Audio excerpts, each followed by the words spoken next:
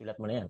Kailangan mo ng people skills. Sa totoo lang, any type of industry ang pasukin mo, there's a certain level of people skills na kailangan. Hindi pwedeng zero at all or hindi ka talaga haharap, hindi ka kakausap, hindi pwede. Lalo na of course sa business natin. Kailangan tumaas yung people skills mo. So, ngayon, ito yung una natin. Ano yung tawag? Oh, familiar sa lahat to. Mas common na to eh. Law of the lead. Alam mo kung bakit una din yan law of the lead? Kasi limit yan eh, ng ability. Kaya nakalagay dyan, leadership ability. Di ba? So, yung leadership ability mo determines the level of effectiveness. Okay, ulitin ko ha. Your leadership ability determines the level of your effectiveness. So, parang ganito yan, para maintindihan mo na ng iba bago tayo mag-next. Okay? Right now, definitely nakakapagpa-pay-in ka. Right now, baka may napasali ka na nag-refer. May napasali ka na right now, kasama mo ngayon. May leader ka na. Ilan? Sa dalawa, tatlo, ganun. Di ba? Oh. Pero, mayroong level of effectiveness pala yan. Kaya kailangan mo tandaan. Ibig sabihin, pwedeng nagwo-work na may mga napapapayin ka, pwedeng nagwo-work na nandyan kayo ngayon, pag nag-gather ka, may pupunta, di ba? So, possible na matrick ka into thinking that you're already a leader kahit hindi mo pang gawin tong 21 irrefutable laws of leadership or kahit na hindi mo pa alamin. So, pwede kang matrick into thinking na meron nang nangyayari. Kasi nagagawa mo naman eh. Kaya lang, merong tinatawag na level of effectiveness. So, nagiging effective yung ginagawa mo, pero ang question is, what is the level of effectiveness? Gaano ka-effective? Di ba? Gaano ka ka-effective as a leader? Kasi baka mamaya, akala mo, okay na. Pero, on a scale of 1 to 10, yung level mo pala, 3. Level mo pala, 4 or 5, 50-50. So, syempre, wala naman may gusto na ang effectiveness mo, level 5 lang out of 10. Right? Gusto mo, mas mataas pa yung effectiveness mo doon. Bakit? O pag binasa nga natin, leadership ability determines the level of effectiveness. Di ba? So, tataas ang level of effectiveness mo kapag yung leadership ability mo, mataas. Ibig sabihin, marami kang alam. Okay? So, that's why, merong mga tao na nakaka-attract ng tao, merong mga tao na hindi nakaka-attract ng tao. Merong mga tao naman na may na-attract silang tao, pero below their level. So, gusto mo itaas yun. 'Di ba? Para yung makuha mong type of people, mataas na rin yung leadership ability nila. Okay? So, habang tumataas kasi ang leadership ability mo, tumataas din yung mga nakakasama mo, yung kumbaga yung leadership ability ng mga nakakasama mo, yung didikit sa iyo. Okay? So, kaya yung lead mo, yung limit ng effectiveness mo, kailangan mo itaas. Look at this battle. Parang analogy yan na yung pinakadulo niyan sa taas, yung lead, yung labi ng bote or nung baso, hanggang doon yung limit mo. Okay? Na kung hindi mo lalakihan pa yung leadership ability mo, hanggang doon na lang talaga yung maaabot mo. Matatrap ka na sa lead na hanggang doon lang. Okay? Ayan. Oh. So, parang ganito. Alam niyo yung story ni Richard and Maurice? Sino familiar kay Richard and Maurice? Alam mo si Richard and Maurice, sobrang sikat ng mga to. Sikat talaga to. Pag nalaman mo kung sino to, kung di ka pa familiar, sobrang sikat ng mga to. Promise. Sikat to mga to talaga. Kilala ang mga apelyido nito sa buong mundo. Ganon sila kasikat. Si Richard saka si Maurice. Alam mo, nung graduate sila ng college, na nakita nila sa lugar nila para walang progress. So, ginawa nila, nagpunta sila sa city, and doon sila naghanap ng much better opportunity. And finally, may mga tinry sila, nagfe-fail, try sila, nagfe-fail, hanggang finally, nag-try sila ng restaurant na naging effective. Si Richard and Maurice, ang level of effectiveness nila, okay sila sa kumbaga, yung pag-aasikaso sa kitchen, ganyan, yung pag-o-organize ng mga menu, yan. So, yung effectiveness ng leadership nila, okay sila hanggang doon. So, may naabot yung kanilang restaurant at certain level. Pero dumating sa point na nahihirapan na sila. Sakto, nakilala nila si Ray Kroc. So, yung leadership ability nila, di ba, yung level of effectiveness nila, hanggang doon lang. Pero nung nakilala nila si Ray Kroc, ang tindi ng mindset ni Ray Kroc.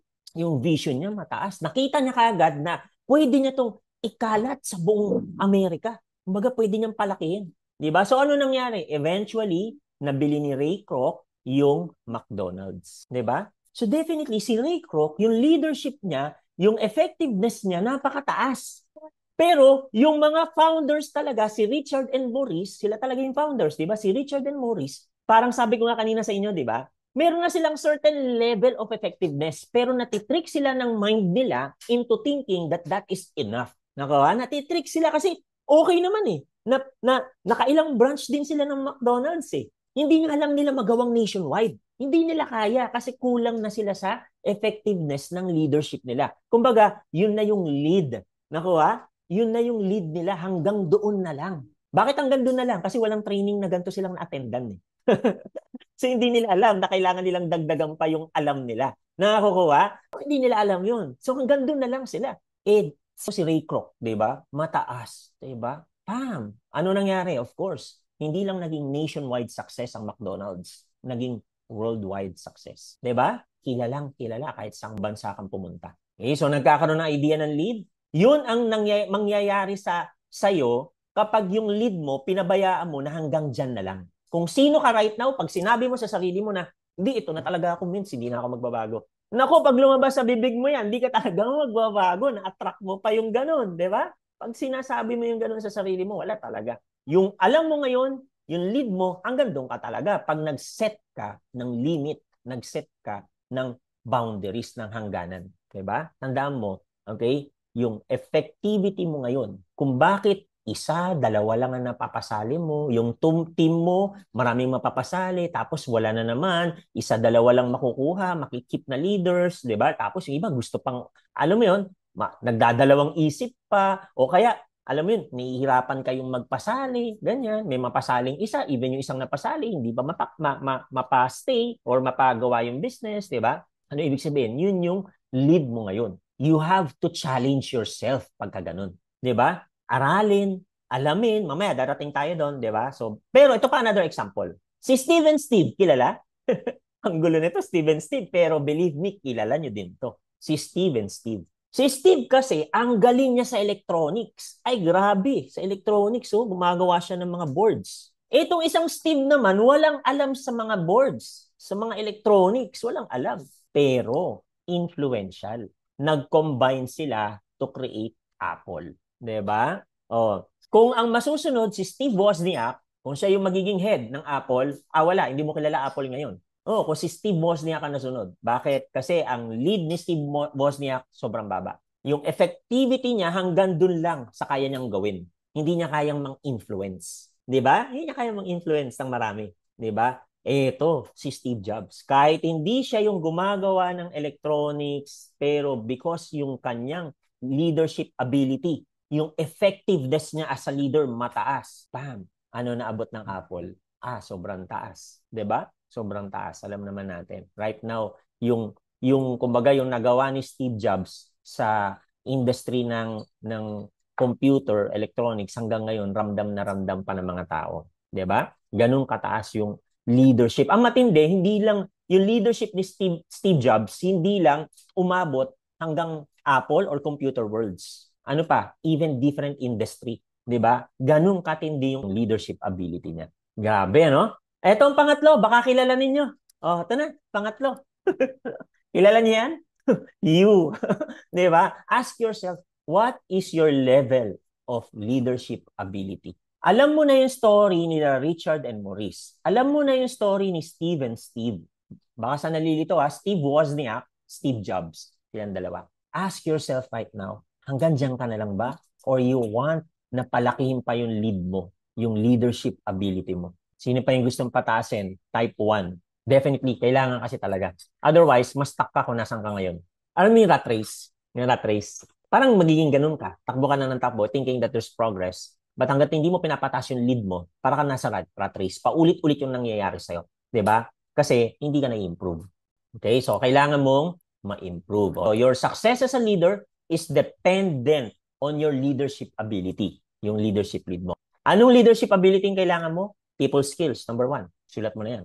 Kailangan mo ng people skills. Sa totoo lang, any type of industry ang pasukin mo, there's a certain level of people skills na kailangan. Hindi pwedeng zero at all or hindi ka talaga haharap, hindi ka kakausap, hindi pwede. Lalo na of course sa business natin. Kailangan tumaas yung people skills mo. Okay? So isa yan sa kailangan mong bantayan ha. Next, ano pa? Kailangan mong i-improve yung planning and strategic thinking mo. Hindi pa pwede na hataw ka lang ng hataw. Invite ka lang ng invite. There's planning. Di ba? There's more strategic thinking. Di ba? Iisipin mo yan. Di ba? Planuhin mo. Tapos, kailan ko kaya gagawin to? Kailan ko gagawin to? Dapat masingit ko na tong ganito. Kailangan magawa ko yung ganito. Kailangan makapag-event ako. Kailangan makapagpunta ako sa province ng isang DR ko para maka-flow ako sa kanya. Mga ganon. Di ba? Oh. Yung strategic thinking or critical, ibig sabihin, nag-iisip ka, magkaiba ang strategic sa critical, di ba? Pero parang kailangan, di ba? Ibig sabihin, yung pinag-iisipan mo na talaga. Even yung leaders mo. Example, kausap ko si Mentor Maribik, DR ko. O kaya, si Mentor, Rodelina, di ba? Kausap ko. Tapos nakikita ko kung paano humataw. Di ba? So ngayon pwede ko mag-isip, teka, si Mentor Maribik, teka, si Mentor Rodelina, ganito yung nangyayari sa kanya. Narinig ko na siyang magsalita, ganito. Narinig ko siyang mag-sharing, mag-closing, ganito. Tapos nakita ko siya pag nagsasalita siya, ganyan, ganito, ganyan. Ano yung kailangan pang i-improve? No, ano yung tuturo ko sa kanya or ise-set kong example para gagawin din niya. Kasi remember, you cannot just sabihin sa leader mo na gawin yung ganito tapos di ka pala good example. Di ba? So, that's how you think. Ano yung ise-set kong example? Para yung hindi pa nila kayang gawin, magawa nila. Pag nag-meeting kami, ano yung itatopic ko sa kanya? Magna 90-day burn kami, hindi lang hataw, 90-day burn din sa pag-learning. Ano yung kailangan fokusan ko? Anong area ng skills niya yung kailangan namin i-level up? Nakuha kung paano? Di ba? So, ganun iniisip mo. Kasi, tanda mo if you want to build a large organization, you need people with you. Hindi ikaw lang.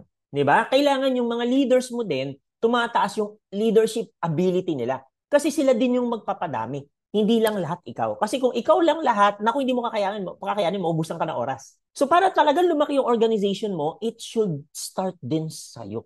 Iniisip mo, paano mo papataasin yung leadership ability ng leaders mo? 'Di ba? Kaya ako napapansin ninyo, sometimes, 'di ba? Parang halimbawa, doon sa YEP, ano yung unang binigay ko nung nag-gathering kami ng mga YEP? Books. 'Di ba? Bakit? Kasi I know they need those books. Kailangan hindi isa, hindi dalawa, hindi tatlo. Marami silang basahin ng books. At ang maganda, napakaswerte ng mga YEP natin, ang babata pa, 'di ba? So, yung time nila na matututunan nila yon, 'di ba? Everyday na meron kang inaaral na dadagdag sa iyo, a year later ibang-iba ka na, 'di ba? Pag talagang pinursu mo yung pag-aaral talaga niyan, ibig sabihin yung inalam mo talaga, 'di ba? Oh, tapos ang habang panahon nilang i-enjoy yung success sa business natin, 'di ba? Pagka nai-improve nila yung sarili nila, 'di ba? So bakit ganun yung ginawa ko? Kasi iniisip ko ano yung kailangan nila. Hindi ako basta na lang magbibigay ng something, ng incentive na just for the sake na meron lang silang matanggap. Ang iniisip ko, how can this help them? 'Di ba? Or how can I help them? Okay? Next, ano pa? Vision. Hindi pwede that you're walking blind. Ibig sabihin, hindi pwede na, ay, punta tayo sa ganito, punta tayo sa ganyan. Basta mag-talk tayo. Hindi ganun lang. Kasi kasama yun sa strategic thinking mo. Naka-base ang strategic thinking mo, ang planning mo, saan? Sa vision mo. Ano ba yung nakikita mo next year? Diamond ka na ba? So kung diamond ka na, how are you going to prepare your leaders? Ilang leaders ang kailangan mo na sapphire? Ilang leaders ang kailangan mo na ruby? Ilang car achievers dapat yung meron under your team? Ilan ang millionaire achievers mo? Pag gusto mo mag-diamond, iniisip mo, sila din kailangan mag-level up. So may vision ka, magda-diamond yung team, di ba? So iniisip mo, magda-diamond yung team a year from now. Magda-diamond yung team. So I have to prepare. Ano yung kailangan nila ngayon? Paano ko sila i-equip? Nakuha? So kaya magkaduktong yan. Di ba? Hindi pwede may vision ka din, wala kang gagawin. Wala kang planning, wala kang strategic planning. Even if you see yourself na darating yung time, diamond ka, blue diamond ka, etc. Di ba? If wala kang planning na gagawin, nothing will happen. Kahit ilang beses mo pang sabihin, in God's time. Pero wala kang planning, nothing will happen. Why? Di ba alam nyo na yan, nasa training, ilang beses sinasabi, di ba ang God's time is kung kailan ka nagiging ready. Di ba? Yun yung God's time. Kasi ihintayin ka ni Lord eh. Pero ire-ready ka niya. Pero if hindi mo ire-ready talaga intentionally yung sarili mo kahit sinasabi na or nagpapakita na ng mga signs si Lord sa'yo na dapat mag-ready ka, edi hindi ka dadating dun sa vision na nakikita mo. Correct? Di ba? Oh. They work hand in hand. Literally, you have to work hard on yourself. O, tanda mo you have to work hard on yourself. Huwag kang pa-easy-easy kasi buhay mo yan eh. Di ba? So might as well, kung mag-i-invest ka sa sarili mo, todo mo yung investment. Todo mo yung kaalaman. Todo mo yung kailangan gawin. Huwag mong liitan. Okay? And then, of course, kailangan mo ng results. Para masabi na hindi ka nai-stuck doon sa lead mo, you need results. Alam mo, ang dalas na yan ang nagiging problema ng supposedly dapat leader is what? Lack of results. Mamaya sa iba pang loss of leadership, maintindihan nyo kung bakit ganyan ka-important yung results. Sobra. Kaakibat yan magka-partner result ang leadership. Without it, di ka matawag na leader pagka hindi ka kumukuha ng resulta. Kailangan result-oriented ka. Diba? Small results and then aiming for big results later on. Diba? Kasi kasama din dyan, think about it. You want to become a leader, gusto mo magkaroon ng leader pero hindi ka result-oriented. Paano ka magkaroon ng leader na result-oriented? If pinapalampas mo yung mga maliliit na resulta, maliliit na incentive, diba? Hindi ka nagdi-dig deep kung paano pa gagawin mo to improve yourself. Yun yung nakokopya ng grupo mo. Diba? So you can never have a great leader under you if you yourself is not a great leader. Diba? So tandaan mo para umangat or tumaas-taas ang paunti-unti ang lead mo, getting results gets you there. Bigyan kita example kung RQV pag-uusapan. Last month, 2,000 RQV ka. For the past 6 months, 2,000 RQV ang average mo. Hindi dapat, next month, ilaban mo. Whatever it takes, dapat next month at least 3,000 na yung RQV mo. Nilitan ko lang pero syempre sa totoo lang mababa yun. Dapat 7,000. Dapat Sapphire ang goal mo i-maintain. Diba? Mga mens, diba? So pero ang point is kung nag-average ka ng 2,000 and then you will let that happen for the next 6 months, ang average mo pa rin is 2,000, edi next year, susunod 2,000 pa rin, edi next year, ano pa rin yan? 2,000 pa rin yan. Alam mo, meron akong table, guys. Let me show you yung table ko sa inyo. Ayan, share ko dun sa iba. Baka kasi may mga bago dito. I think yung iba nakita na to. Nakasave na to sa Google Sheets para madali lang update sa akin. Nasa cloud lang siya. Free lang naman yung dahil konti lang space, nakakainit ito Datas to. Diba? Let me show you. Ayan, my data. Ayan. Ito yung RQV namin back then. Ayan. So, makikita mo dyan. Ayan, yan lang yung RQV namin before. Hina pa yung B namin, sobra sa kabila. Diba? Ayan. So, yung uni level namin, nakikita nyo magkano lang? 2,500. Sino dito ang uni level every month na 2,000 plus? Tanda mo, ganyan lang din uni level namin dati. Diba? Tapos, tingnan mo to. Sapphire na, hindi ko pa na-hit, Hindi pa namin na-hit ni Mensol. Kaya nga ni-reddan ko yan kasi nakakainis. Diba? Pero ang reason is because hindi ko intentionally hinihit. Kung tutusin, tapos na yan 18,900. Tama? Tapos na talaga yan. Literally, if I pay attention, if talagang hinihit namin, tapos na yan. 1,100 lang. Pero back then kasi, mali yung mindset ko. Ang minisip ko lang, hindi, kusa na mahihit din naman yan. Yaman na okay lang. Automatic mahihit sa susunod yan kasi naghihit yung mga leaders ng Sapphire. Yun ang unintentional. So pag unintentional na ganun yung mindset mo, hindi mo talaga mahit kasi hindi mo pinapractice yung nilalaban mo. Nakukuha yung sasabi ko mga mentors. Hindi mo kasi patulad yan. Can you imagine? 1,100 na lang. Di ba?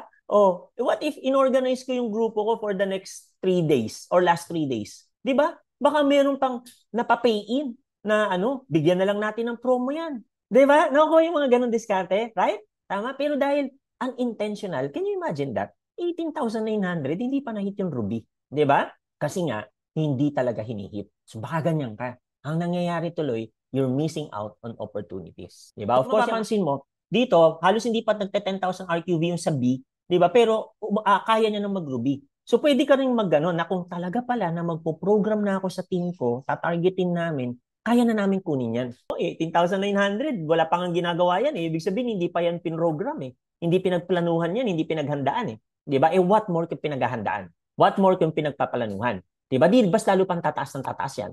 You get the idea, mga mentors? Pero itong product package, tinanggal ko na to kasi hindi na natin masyado nagagamit yan sa pag-track. Kaya doon sa mga next, wala ng product package. Anyway, so, yan, ganun.